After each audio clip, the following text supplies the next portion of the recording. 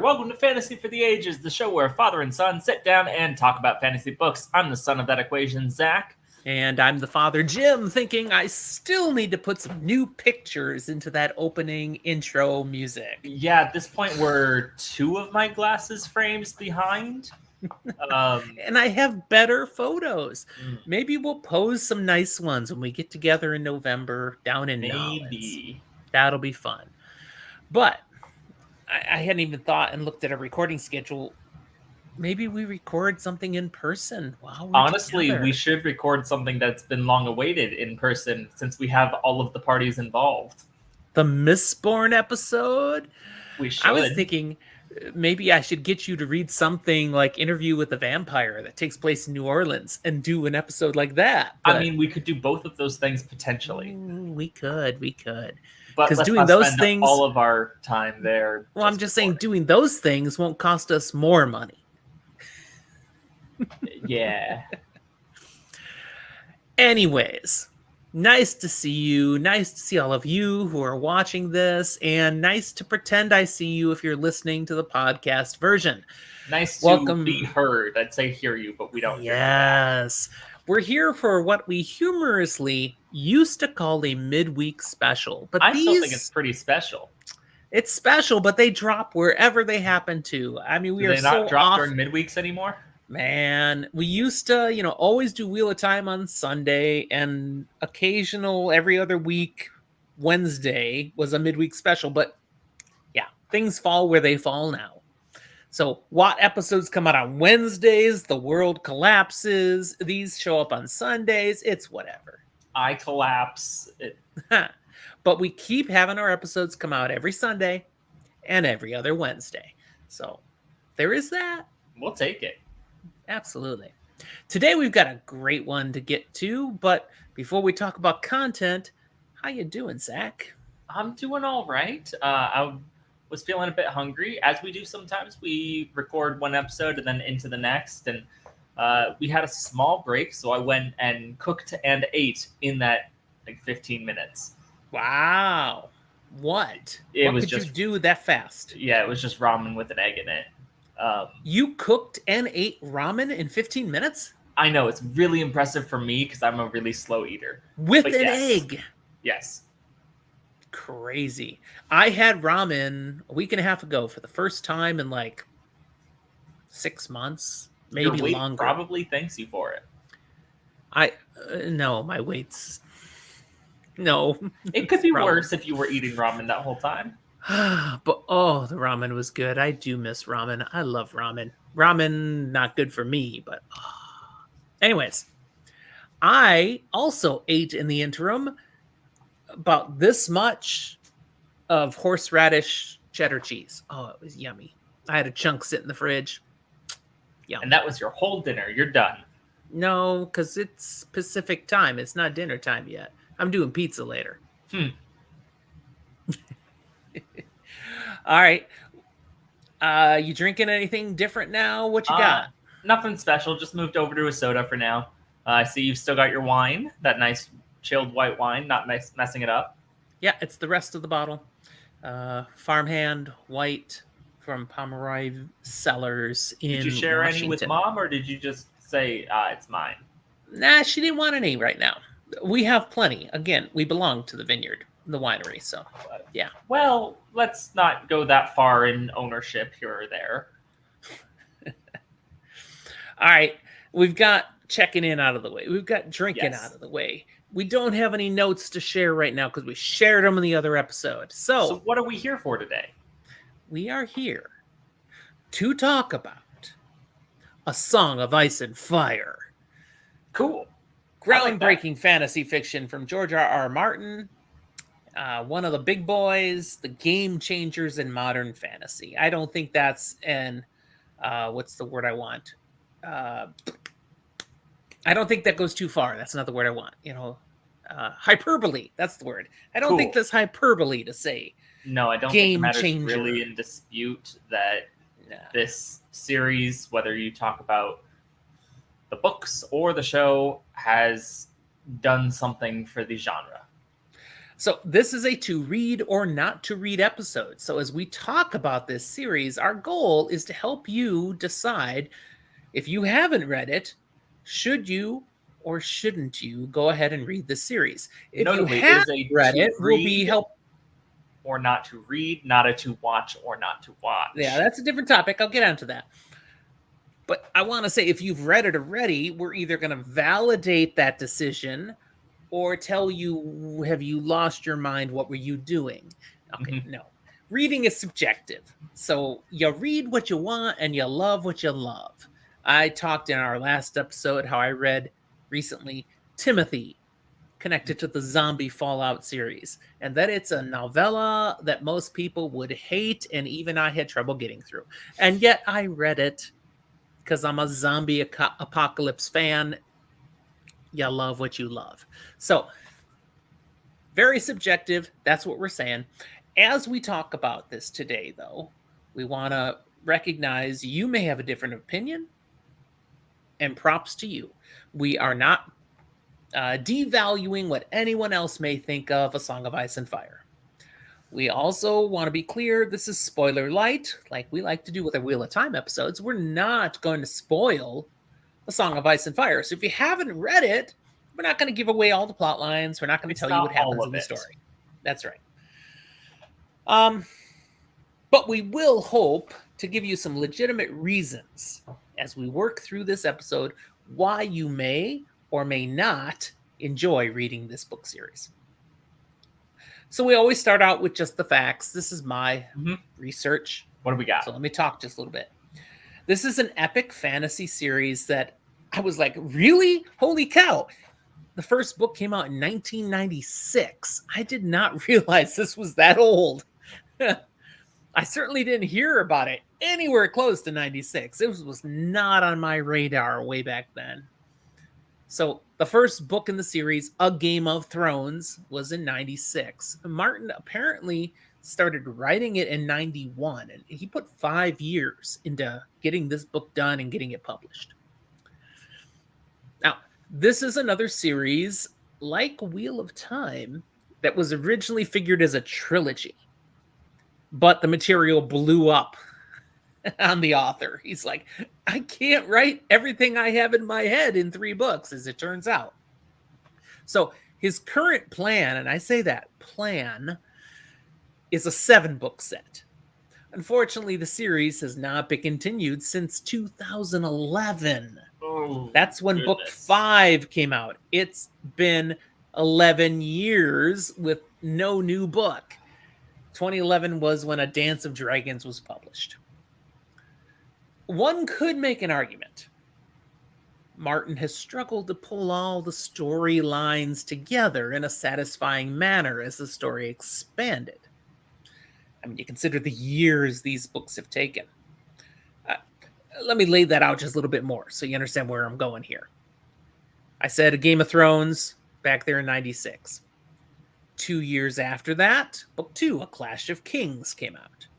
And 2 more years, we had A Storm of Swords. So over that basically 4-year period, people got 3 books. Then 5 years go by, and he publishes book 4, A Feast for Crows. And then 6 more years go by, and he drops A Dance with Dragons. And now we've been waiting 11 years for that 6th book, which he's already shared the title is The Winds of Winter, and that he keeps working on it. Wikipedia also lists the final book as A Dream of Spring. I wasn't able to verify that in other sources, but that's what Wikipedia lists. Now, that all said, George R. R. Martin has not sworn that the series will end at book 7. That's his plan. A Song of Ice and Fire, of course, is the source material for HBO's wildly successful TV show A Game of Thrones. Until it wasn't. I mean, it was because still wildly successful. but the final couple of seasons really suffered for a lack of source material. It went beyond what the books had done. And while Martin was a producer for the show, he clearly was sucked into supporting it. He was involved with it, and it took away from the time he had for writing. And yet he wasn't telling them everything they should do after the book stopped. He was an influence. He was still involved with it, so he's not writing in the Winds of Winter. But what came out on the screen isn't necessarily what Martin would have written. It was the writers of the show now deciding what they should do and then checking with George and saying, does this work? What do you think? And George going, it could be. A lot of that was going on. Some honestly believe Martin used HBO's show as a test run of how he might end the books. And therefore hasn't released any more yet because people hated it. Yeah, based on that poor reception, especially season 8, he now shifts where he will go. Martin has actually been quoted since the HBO series is over as saying, oh yeah, the books are going to end quite differently. Some of the characters that survived to the end of the show, they're going to die. And some of the ones that died, oh yeah, they'll make it to the end now.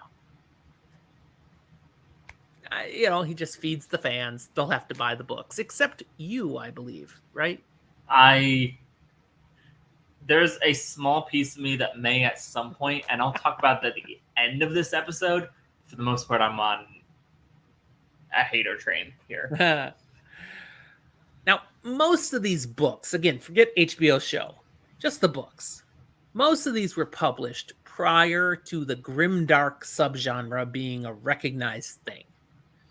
So we might call them a founding series of grimdark.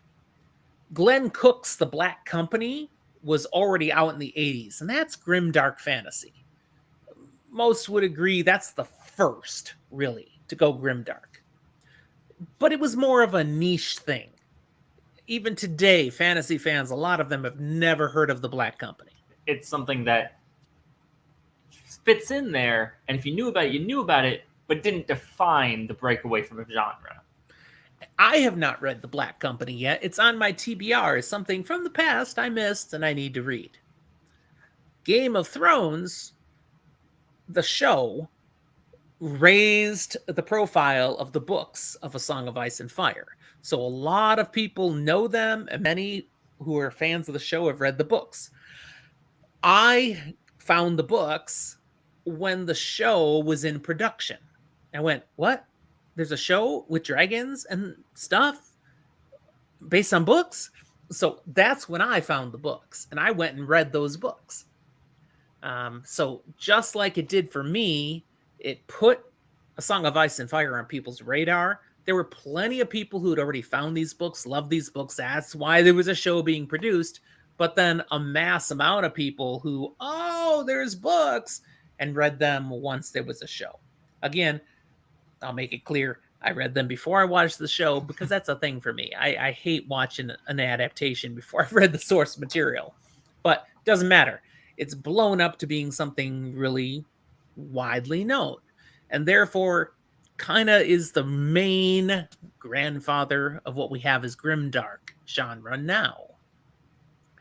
What Game of Thrones, I gotta quit saying Game of Thrones. What A Song of Ice and Fire is really known for in the grimdark genre and what it introduced to fantasy is that before these books, fantasy had really veered away from sex, especially sexual violence. That was like, you don't do that. You don't go into that. Stay away from that.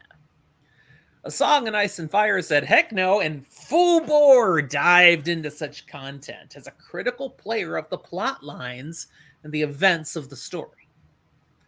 The success of the books, wow, we went somewhere that was taboo before and people bought the books like crazy. Okay, that influenced many modern authors now. So Joe Abercrombie, Mark Lawrence, Stephen Erickson are like, oh yeah, we can do whatever now. People will buy this stuff. See, to me, that's an interesting point because I agree and disagree. Because I've read fantasy that's older, and that has things like sex or sexual violence in it. Oh, you're going to Thomas Covenant again, No, aren't not you? even just. I mean, a number of things. But what I would say is The Song of Ice and Fire seems like one of the earliest that I've personally read that did it without making me go, why is this in the book? Ah. And since then, these modern authors are utilizing it in a way that works for the story. Previously, it felt forced or poorly done and just was distasteful to the genre. Mhm. Now it's still distasteful, but we want to hate it. Now, if you haven't read the books, you've watched Game of Thrones, and you're listening to this episode, I want to be really clear about something. There's a lot more nudity and sex in the TV show than the books Correct. really emphasize. There were producers going, show more boobies. They just wanted that stuff in there. They thought it would draw people in. It's well known in the fandom that people are like, seriously? Come on, guys. The books don't play that up nearly as much as the TV show does, but it is still part of it. It's absolutely It's an element. there. Yeah. All right, let's talk about our personal experiences with the series. Mhm. I've kind of hinted at mine first, so let me Go for it. illuminate just a tad more. I don't have much else to say. I heard there was a show coming out. It was fantasy genre. I was pumped. Something was coming out on HBO. Big production value in fantasy. So I found the books. I read the books. I got through all the books that existed and then watched the show. Very satisfied, very much enjoyed. I mean, the books were great. And I've only read them once, but I will read them again. They are worthy of a reread. When The Winds of Winter comes out, I will go back and read those again. And for those of you who follow me on Twitter, follow our account, you know I'm reading a lot of stuff these days. I don't reread stuff except Wheel of Time. I've reread Wheel of Time a bunch of times and continue to do so for this show. But there's too much else to read out there. I'm not going to reread stuff. But A Song of Ice and Fire is at that level. I will need to reread those in order to best appreciate The Winds of Winter. How about you, Zach? What's your experience with this? So, I first stumbled upon it about the same time that you did, actually. That being said, that is not when I first read it. Because I first stumbled upon it, I'm like, cool, there's a show coming out. I'm like, maybe I want to read the books. Maybe I'll get there eventually. I kind of want to watch this show. This will be interesting. And you were how down old? with a hard, How flat old? no. Yeah, come on, you like were 7th grade, 6th grade? I don't know. 12? Somewhere in there. Somewhere in the 10 to 12 range. Because we got to, I don't think it was 8th grade yet. I think it was like going into high school. And you finally were like actually watching the show at that point, some yourself as well. But you were still like, no, you can't watch the show. Don't watch the show. There's too many boobs. I had your mother to answer to still. I mean, that was a factor. You still said no. The end result, to my personal experience, was I went, this is a cool show. You're watching it. And you went, no. But you did come back like a month later. And we're like, you know, I know you want to watch the show. I know you're interested in it. You could read the books. So I did. I was like a freshman in high school, and I was like, I can't watch the show yet. So in spite of that, I'm going to read all the books. So I did. Give it another couple years, and we watched through what was available at the time together, and then watched what came out more in the show. I enjoyed the books, but it was always at that point kind of I'm doing this because I can't watch the show. Which is a weird experience for me, because often I do enjoy reading books and then seeing the adaptation and all these things. But this very much was, I knew the show was good. I wanted to watch the show. This was the next best thing, even though theoretically it's better. So this isn't specifically an episode to compare the books against the adaptation on HBO, but I want to take a moment for it anyways. So forget about the episodes, the seasons that are beyond the books. Yeah. Just the adaptation of what is source material in the books. How do you feel? Did they really bring it home with the adaptation? Or are the books still truly better? What do you think? As it stands, I prefer the show. Wow, really? And it's a Wow. personal point that the actors specifically, not just the writing or the choices, but the actual acting done, did such a good job of bringing characters to life and giving them life that doesn't exist in places in the books, that I love seeing their interpretations. And Wow. if I think about the books, many of the characters I think of as those characters, how they're portrayed there now, because I think it is as good or better. You know That is nothing, not- Zach Son. That is not true throughout the entirety, but for many points and pieces, I think the show does such a good job that it cuts away a little bit of the dead weight of the books.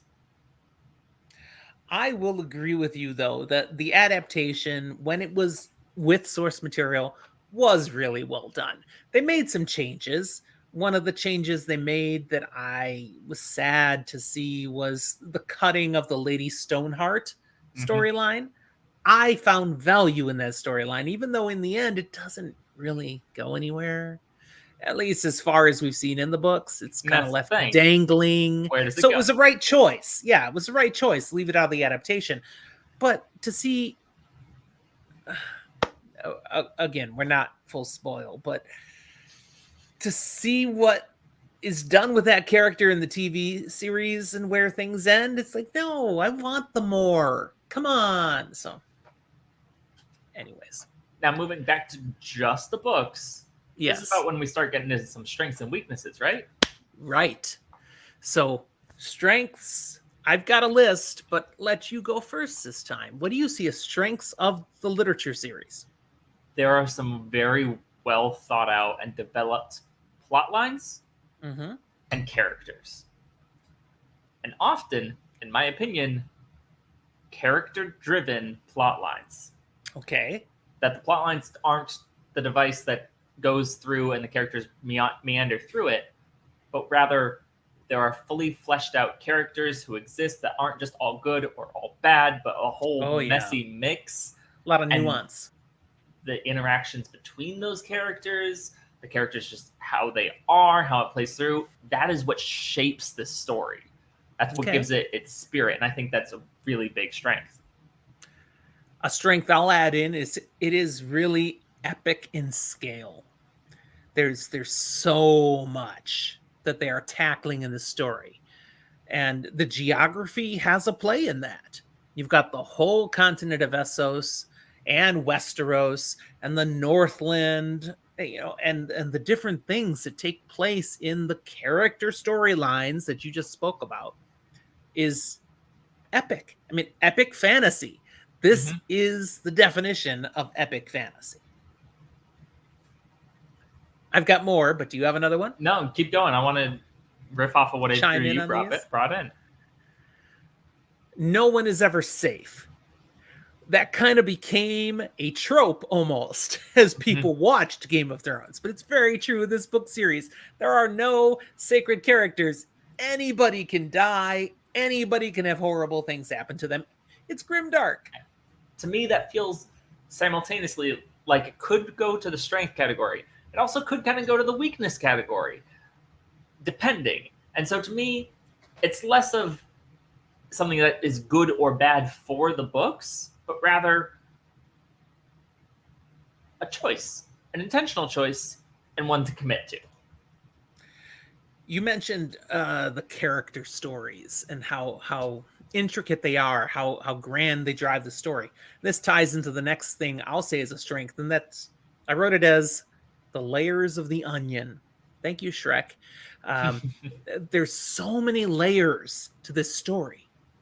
You get the surface layer, but as we move further and further into the books, there's so much else going on that you can't see at first, but it digs deeper and deeper and deeper. And it's amazing. And Martin had to have a lot of this end stuff in mind when he started. There's no way you can have this complexity without having the end in mind. He had to have thought this through. And I'll go a step further with that complexity, those layers, the level of world building that exists within this universe, this world, this place where our story takes place is fantastic. We tie back into the epicness, the extra bits and pieces that interconnect, and we also just throw in that little thread of lore, those tidbits and pieces that you can make and pull stories from the past to make other stories that were never explicitly given. Mm-hmm. Yeah. I've got one more strength that I'd put in there. That's just the quality of the writing. This is some really solid literature. George R.R. Martin, he hit it out of the park. This is some really good stuff to read through. The prose is on point. The depth of the writing, it's never hard. My remembrance, it wasn't hard to read. It was engaging to read. You didn't want to put the book down. You wanted to keep reading. What's next? What's coming? I thought there was high quality to the actual writing of the story. Does that ring true for you? I mean, I had a couple points here and there where I was a little bored or felt like I was plodding through. I didn't find it was poorly written, but I did find every now and then there were pacing issues for my preference. Okay. Let's talk about weaknesses. Are you going to say pacing issues is a weakness, or is that just a minor little thing? Would be one that was a little bit difficult for me, in that there are often real high highs and parts that we really care about, but there's often a lot of subtle building, which is very interesting and has backstabby politicalness and is cool, but can be slow. I don't think it's necessarily a huge problem, but it is a knock. Sorry, speaking of slow, took me back to the TV series and that opening that they created with all the little wood things and gears and stuff. And I was like, come on, can this be done already? It was fascinating. If you watched, what are they featuring now? What's going to be in this episode? But I was like, yawn. I would fast forward. I liked it because I really like well-made music. If it's a good intro, I never actually mind watching the intro to a show. I'm totally fine skipping it. That option that comes up on streaming services, I'm totally okay with it. But if it's good music, I don't mind sitting there. Jason in Discord is like, yeah, 100%. Music was great. Yeah. Should we talk about Ed Sheeran now? No, sorry. Get off of the TV show. Okay, back to the books. Other weaknesses? What you got? I have two. Okay. One, that it's unfinished. Yep. Okay, sorry. 11 years with no new book. No, I have faith he's going to finish the series.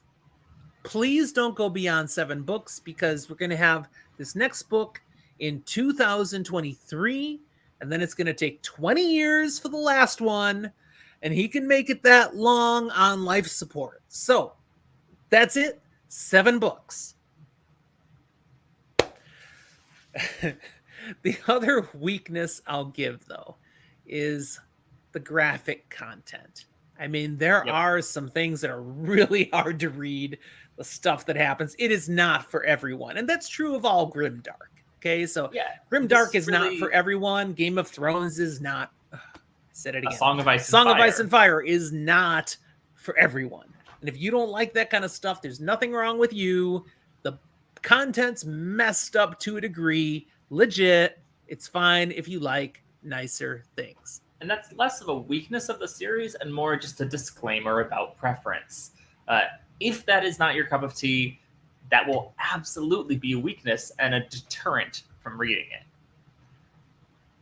I do want to tack on to the it's not finished yet. I need to add in it may not be finished. My pessimism goes, dude's taken 11 years for this last gap, and we still don't know when it might come out. And he doesn't need the money.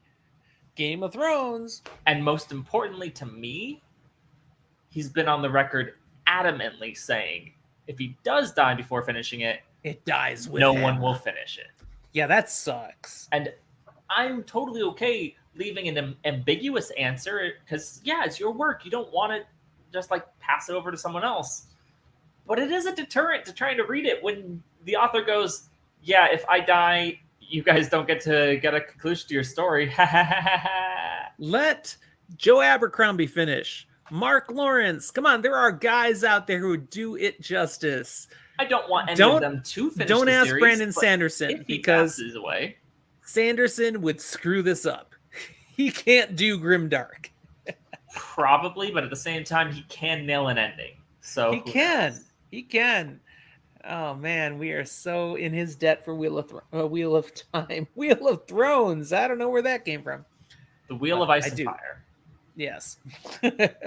All right. Any other weaknesses you want to highlight? I think those are we are the good big there? ones I wanted to point out here. Really. Okay. Well, would you ever read this again? I already told you I will. I if have it comes out multiple times on our podcast said no. I'm putting one disclaimer in. Okay. If the series is ever finished, the final book actually two books come out and it's done. Not just two books and it is the final book. And it's done. Not there is another. I probably will actually go back, read it. I will. Good but I'm not for going you. to reread and read the next book. I'm not waiting for the next book to come out. If Winds of Winter comes out, I'm not reading it until You'll be like, the next "That's one fine. comes Fool out. me once, but Exactly. not fool me twice." It's not worth it to me to get my hopes up if it doesn't get finished. That is a fair waffle, and I will give that to you. I respect that. If I'm on board, the Winds of Winter is going to come out. I don't know if the last book will ever, but the Winds of Winter will come. I will reread and do the Winds of Winter. It's worth it. The books were that good. I won't mind reading them again. I know I will get more from them. I'll even have more times where I'll go, wow, that's different than what they did in the TV show. So I'll enjoy that. But we do hope it finishes. Jason's sure it's not going to finish. He's on Team Zach there. I mean, it's fair. All right, rating scale 1 to 100. Thinking of all the ones we've rated so far, all the ones you're comparing that you've read, and now you compare this series to. You want to go first? Sure. Or I don't remember where I put any of the other books I've read. It's so subjective. 82. Ooh, I gave it an 85. So we're in the same ballpark. It's definitely not at the high very tier. pinnacle. It's good. It's not the high. best. Yeah. It's strong. And here's the thing. It's got wiggle room to go up or down. There's still books waiting. We usually, after we rate it, talk about would we refer this book? Would we recommend it to people? Who would we recommend it to? And I'm going to jump the gun a little and just go right into that because do it. As it stands, I wouldn't. Wow. As it stands, I wouldn't recommend it because if someone got super into it, if they really loved it like they probably would, then they're going to be just as frustrated and let down when they hit a point and can't do it. And I don't think it's good enough to recommend with that, knowing that's the situation. See, that's where I'm going here. Wow, because you got King Killer Chronicle out there. Same circumstance. It's been 2 books of a trilogy for over a decade, and yet people vehemently say, oh, the first 2 books are good enough on their own. You should read them. You're saying A Song of Ice and Fire is not in that category. As it stands. Now, we jump ahead 15 years and George R.R. Martin dies. And there's still only 5 books. You give him 15 years. That's pretty impressive. Yeah, I know. But say he gets there, he dies. There's still only 5 books. I'd probably recommend it to people. Because if you know there's not more, yeah, it's not satisfying as a conclusion, but it is a good, worthy read. And you can say you can always watch the show at the end to see a really sucky ending.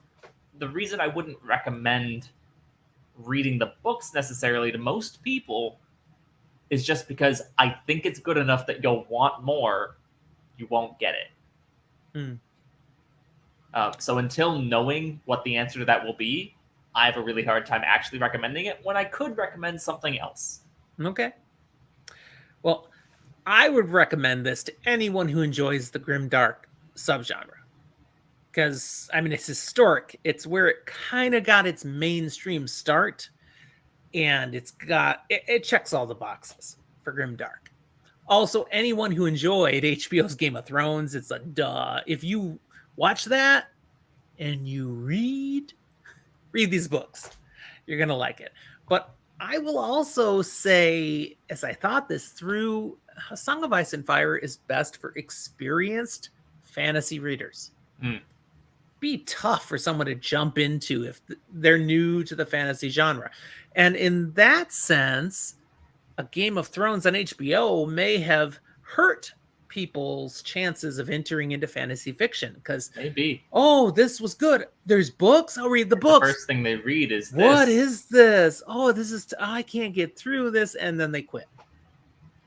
And I'd even go to the extent it's good for readers of epic fantasy. If all you read and all you enjoy is urban fantasy, which is great, you might not love the deep epic fantasy that you find in A Song of Ice and Fire. Instead, it's a different feel.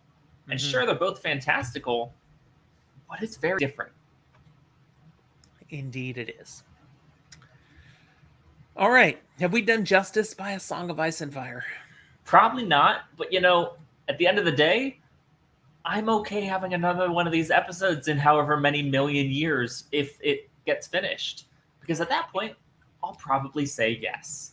The book series and the show adaptation has definitely become something it's transcended.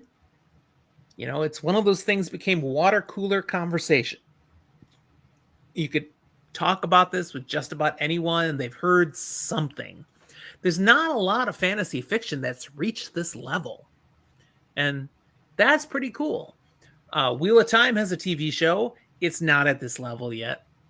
I mean, we thought season 1 was pretty good, but it's no Game of Thrones. It's just not. Now, to be fair, Game of Thrones was no Game of Thrones until about season 3. Although if you watch season 1, it was strong. I wasn't talking about the quality of the show. I was talking about its popularity. People didn't recognize it. I'm sorry, though. Comparing season 1 Wheel of Time, season 1 Game of Thrones, it's no comparison. No. Game of Thrones is way better than season 1 of Wheel of Time, and that hurts. That hurts. But it's true. Granted, as hard as it is to say, book 1 of A Song of Ice and Fire may very well be better than book 1 of Wheel of Time. Hands down. But George R.R. Martin was a fan of Robert Jordan. He'd read those early books, and he knew what he had to beat. He knew how to surpass that stuff. But, if he had simply made the decision in the eye of the world to kill off Rand al'Thor, Game of Thrones, there you go. But no, he couldn't pull the trigger.